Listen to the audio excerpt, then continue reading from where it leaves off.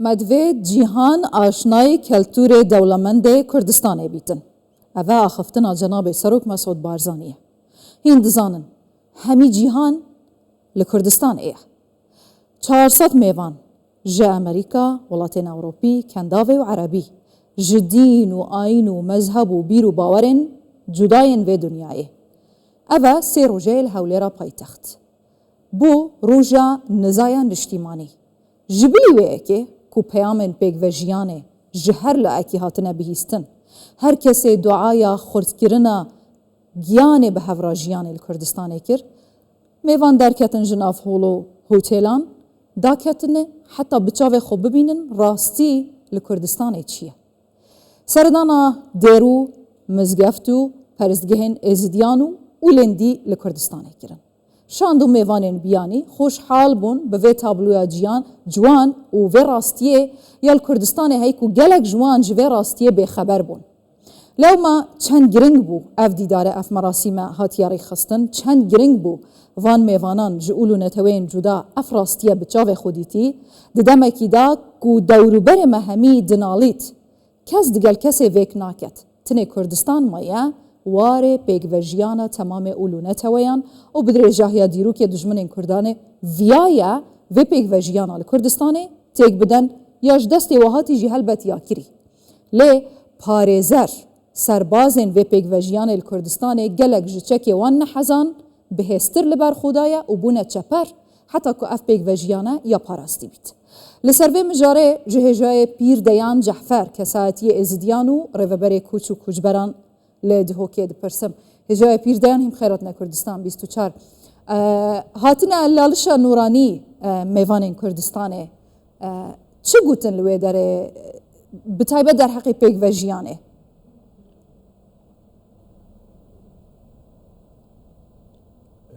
زور سپاس ایمان خان سپاس بو کانال و کانال 24 حقیقت اف دعایا اجتماعی کو ابو یرا الهوليري بجافدریا برئیس سروک بارزانی هر وسا بجداربونا بتر شخصت کسایتی جدا جدا بتر 314 وی ولات هاتبون تش آینی بون و روشنبیری بون هر وسا کمالایتی و حقیقت سردانا و ایروشی بو پرزگاه لالش بویرگا میجوی بو داکو بترش نزیک کمین پرزگاه ازدیا پیروز الکردستان بچاوی خود دیدن هر وسا و در راپورت جدید گداریا کو قولو قصیده و بیتت ازدیا کرن کو نشانوی کدان کو ازدیشی مافگی روا خواستان دی پشتی تایبت سرهلدانا پیروز سال 1991 سرهدانا گل کردستانی شوی روجو پاش هاتانها و وکی ازدی راستی همی مراسم خوی آینی و دینیت کتب سرفرزانه و سربستی هر وسانشی ابد کو مسجه گهین توان کو ازدی دعا و دروزی خوا پرستگاه خوا همی اوی خوی آینی بسربستانه اتكن وك بي چو كاسات كو ما في خطك تتأوي دواني رواده هجای پیر دیان جناب سرک وزیران دهید گوتارا خدا پیام و پیون بالکش گوتن جوان گوتی جیاوازین آینی مدابش ناکن وگریان بولای خوده مدگهینی تا ایک باوریامه بخاک و پاراستنا ناسنامه ما وها کریه ببینه آرمانجا کسین بی باور جپیگ و جیانه لی بدرجه ها دیرو که ام پیگ و راواستیانه و ده هر حوصا مینین اوه دکارید ببیته چه پیامک بوان نحزین دخوازن درزه بخنه دناف برا اولو پیکاته این جدال سر به آخه براستی کردستان هرج دست پیک وقت شیخ عبدالسلام بارزانی و شیخ احمد بارزانی لاندگاه پیک و جیانه بولوی دریشی پشتی شورشا بارزانی نمرشی دم کاری بن خیوک خیوت تگید همی اول و نتوا و بجدار بن شورشا کردی ده بی فرق وجدای هر یک رول خواه اینانی هر وسا اب گوتارا جناب سروک حکومت ایرو راستی یاد دوینه کو گلگ رامانه که مزن دا کو معنای او بود بحثی کرد کو وقت پیشمرگت ازدی و مسیحی و بسلمان پێک بە شەڕێ داعشکردن هەروسانێ تا بێگانێشی کود بەردەوام بوون هەمی ڕەنگا کارینە سەرەڕایک و ئەو پلانێت هانە دانان شلای نەحەزێت کووردا بە کوێ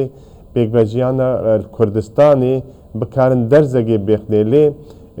نکارینە ژبەرک و حکومەتامەیە حەکیمانە بڕاستی ئەرکێ خۆڕات بێتە هەروسا سربەستیتە هەر ئاینەگیە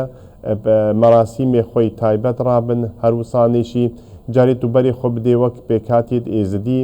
من بەحسێ کرد ساڵا 93 بنگەهێ لالش هاتە دامەزراندن وی دەمی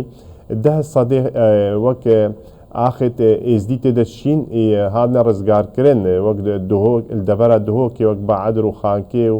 شاریا و دەڤەرە دێرەبوونێ لێ پشتی شناپچۆنە ڕەجێما سەدام 90 سەدێ ئەف دەڤەرێ دنی ئێزدیشی لێ نشین هەمی تایت بنگەهێ لالشوان دەبەرێوانشی هاتنە ڤەکردن و ئازادانە کارین و ئێزیدیناسینێ شێوەگی زانستی نیشا خەلکەگی بکن سەرڕای و بەری هنگێ گەلک نویسەرێت ئەبێت و نەحەزێ کورداتی نەحەزێ ئێزیدیاتیە بڕەنگەی دن ئێزدیدان ناسین خەلکەگی هەروسانێ خوندنە ئێزیدیاتێت قوتابیت ئێزدی هەرش پۆلا ئێکە تا پۆلا دوازدەی بەردەوامی دانە وی خوندنە خۆیان دینی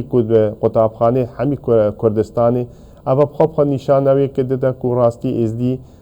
وەک پێکاتی ئێزدی مافەکی خۆی ڕەوا گەلەگی باش ڕۆلی خۆت گەرن نێف حکومەتە هەرێما کوردستانی تایبەت ڕاستی سەرۆک وەزیرێت حکومەتە هەرێما کوردستانی تاکید کرد و هەمی پێکاتیت کوردستانی هەروی ئەوی مەراسیمی خۆی دینی و ئازادانە بکارن نێف حکومەتە هەرێمە کوردستان ڕۆلی خۆ بین و بینی چەندین وەزیفەشی وێگا پێدانە وەک پۆستدانە وەک هەمی پێکاتیت کوردستانی و ئێزدی مەسیحی کاکایی یعنی هەمی پێکاتی کوردستانی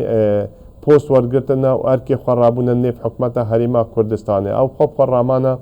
گۆتارە جەنابێ سەرۆک وەزیر بخوا وێ ئەوێت گەهینت ڕاستیک و فعلا کوردستان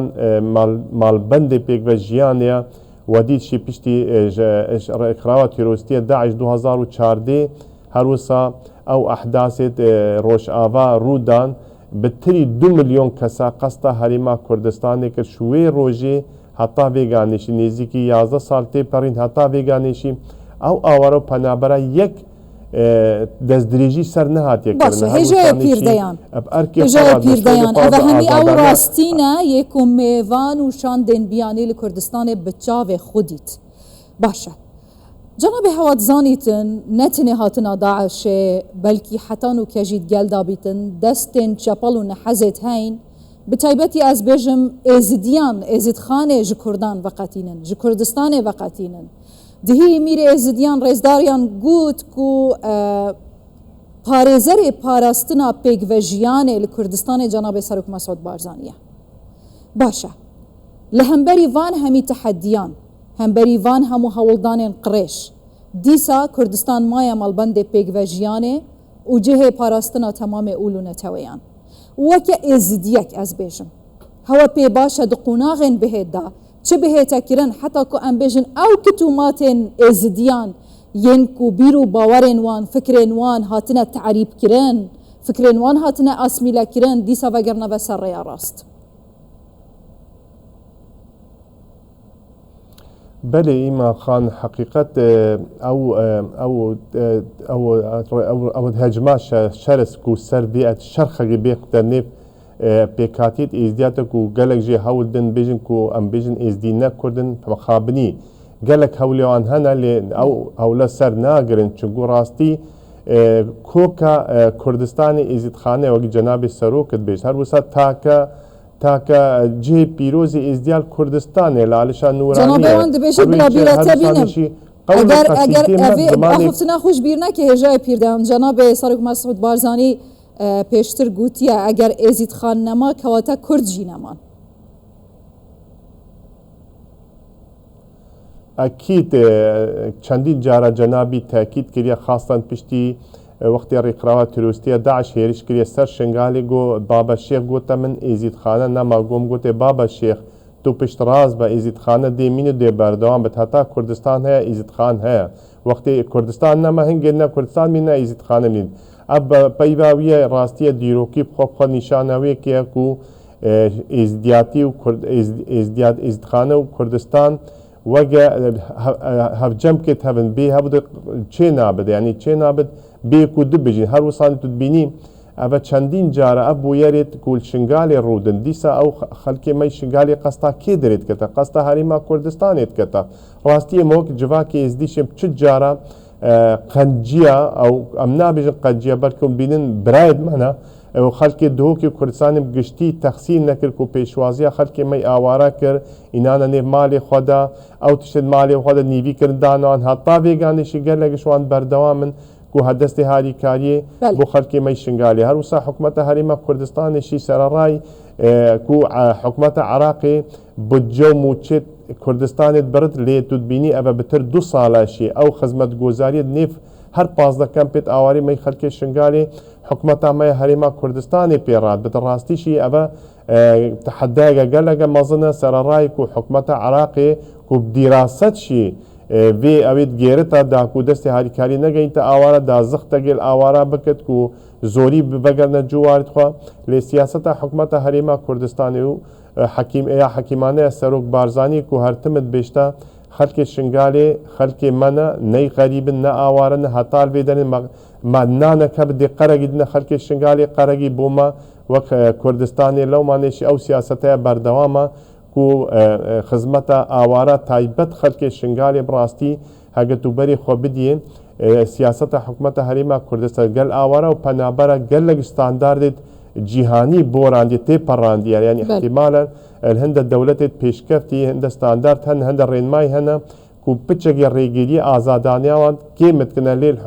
الهريما كردستاني براستي هميشه وي آزاداني كاري خود كنا چو وقتي ببين در كمش كمپا چو وقتي ببين وگرنت كمپا چه كاري بو خب بكن يعني چو رينماي او سروانين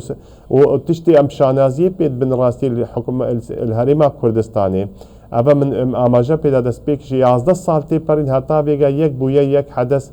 دست دریجایی سر نه آوارگی نه پنابرگی رو ندایا اما بخوب خواهم راستی امشانازیت بدن وک هریما کردستانی هر روزانه امشانازیت بدن کو بتر 2 میلیون کسی آواره و پنابرش 2014 اوی مل کردستانی خدان بحواندن هذا شو حدثت او رو ندان بین خلق لوکال و هر روز آواره و پنابرش خود و امنیت و اتفاق و پیگ و جیان بپارزیتن گلک سپاس هجای پیر دیان جعفر که ساعتی ازدیانو ریوبری کوچ و کوچبران لده که تو هر هبی